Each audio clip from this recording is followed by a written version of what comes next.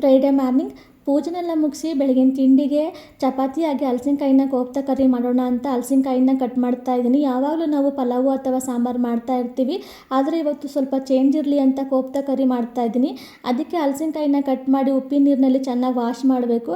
ಇದಾದ ನಂತರ ಹಲಸಿನಕಾಯಿನ ಉಪ್ಪಾಕಿ ಬೇಯಿಸ್ಕೋಬೇಕು. ಜಸ್ಟ್ 2 ವಿಷಲ್ ಕೂಗಿಸಿದ್ರೆ ಸಾಕು.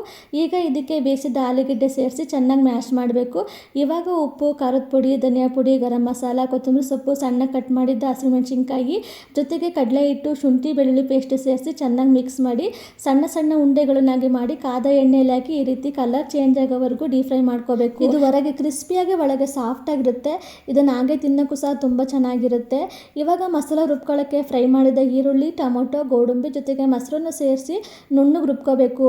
ಇದಾದಮೇಲೆ ಒಂದು ಕಡಾಯಿಗೆ ಎಣ್ಣೆ ಹಾಕಿ ಎಣ್ಣೆ ಬಿಸಿ ಆದಮೇಲೆ ಚಕ್ಕೆ ಲವಂಗ, ಪಲಾವ್ ಎಲೆ, ರುಬ್ಬಿದ ಮಸಾಲ ಹಾಕಿ ಹಸಿ ವಾಸನೆ ಹೋಗೋವರೆಗೂ ಫ್ರೈ ಮಾಡಿಕೊಂಡು ಧನಿಯಾ ಪುಡಿ ಮತ್ತು ಖಾರದ ಪುಡಿ, ಗರಂ ಮಸಾಲ, ಅರಿಶಿನ ಪುಡಿ, ರುಚಿಗೆ ತಕ್ಕಷ್ಟು ಉಪ್ಪನ್ನು ಸೇರಿಸಿ ಮಿಕ್ಸ್ ಮಾಡಿ ಗ್ರೇವಿ ತಕ್ಕನಂಗೆ ನೀರು ಸೇರಿಸಿ ಮಿಕ್ಸ್ ಮಾಡಿ ಎಣ್ಣೆ ಬಿಟ್ಕೊ ಬರೋ ತನಕ ಕುದಿಸಿದ ಮೇಲೆ ಫ್ರೈ ಮಾಡಿದ್ದ ಹಲಸಿನಕಾಯಿನ ಬಾಲ್ಸು ಮತ್ತು ಕಟ್ ಮಾಡಿದ್ದ ಕೊತ್ತಂಬರಿ ಸೊಪ್ಪು ಸೇರಿಸಿ ಮಿಕ್ಸ್ ಮಾಡಿ ಒಂದು ಕುದಿ ಕುದಿಸಿದ್ರೆ ರೆಡಿ ಆಯಿತು ಹಲಸಿನಕಾಯಿನ ಕೋಫ್ತಾ ಕರಿ. ಇದು ಸೀಸನಲ್ಲಿ ಸಿಗುವಂತಹ ಪದಾರ್ಥ. ಯಾವಾಗಲೂ ಒಂದೇ ಥರ ಮಾಡ್ತಾ ಇರ್ತೀವಿ, ಸ್ವಲ್ಪ ಡಿಫ್ರೆಂಟ್ ಆಗಿರಲಿ ಅಂದರೆ ಇದನ್ನೊಂದ್ಸಲ ಟ್ರೈ ಮಾಡಿ. ಇದು ಚಪಾತಿ, ರೊಟ್ಟಿ, ರೈಸ್ಗೆಲ್ಲ ತುಂಬಾ ಚೆನ್ನಾಗಿರುತ್ತೆ.